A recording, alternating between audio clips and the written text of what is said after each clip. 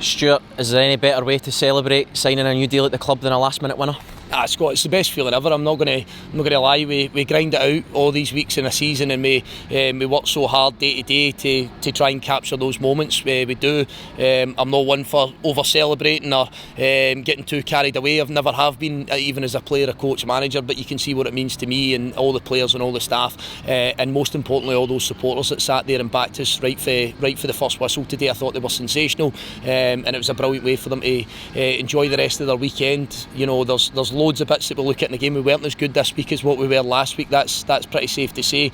But you have to find another way, and I don't think it's a coincidence that we score so many last minute goals. I think that's testament to the conditioning of the players, but I also think it's testament to the spirit that they have, that they want to go and succeed for this football club. So that's especially pleasing. It's actually 3 wins on the bounce. That kind of form, how much confidence can the team take? Obviously it's the first international break of the season, but how much confidence can they take now going into this next run of games? I hope massive. I hope they take a massive amount of confidence, and they should do.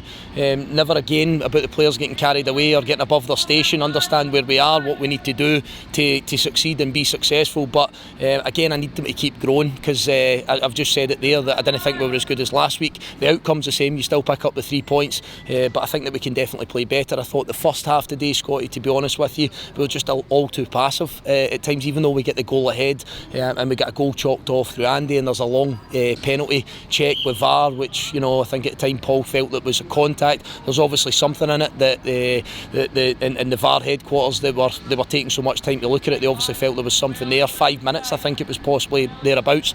So there was 1 or 2 opportunities, but I thought we were far better at the start of the second half. I thought we had a good control of the game. I thought we'd really hemmed St Johnstone into their third of the pitch, and then when they score, it starts to make it that wee bit of a lottery. You know, counter-attack, something that they're going to be strong at over the course of the season with the pace they've got top end of the pitch. And then I just felt we could have handled the ball a wee bit better just to take the sting out of the game. I felt our turnovers were prime opportunity for St Johnstone to create the 1 or 2 opportunities that they had. But we stuck with it. We made a couple of changes, and you can see with the quality of ball that comes in there again. And Moses Ebay, who has this knack of getting on the end of things, he's a goal scorer. We've known Moses as a goal scorer from the time he came into the football club, and a nice moment for him personally. Obviously the news this morning was that yourself and Stephen Frail had extended their deal here at the club. Why stay? Why extend? Why this club?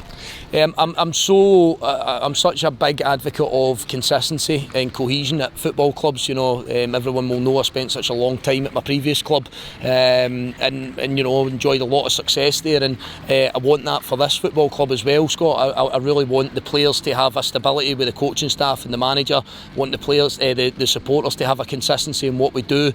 We always know that we're always striving to get better. I say that every single week, but I do believe in that consistency at a football club. I've loved my time here to this point, absolutely loved it, and there have been highs and lows, but throughout it we've been a football club that has a real consistency. We stick together, whether it be the dressing room, whether it be the staff, whether it be the executive board, the chief executive, and I think that there is a real kind of streamlined unity in what we do here at the football club. So it was never a hard decision for me when the football club spoke to me about it. It was always going to be an easy decision. I'm proud as punch to stand here in front of you and say that I do have a contract extension, same with Stevie Frail, who's so important to me as my assistant here.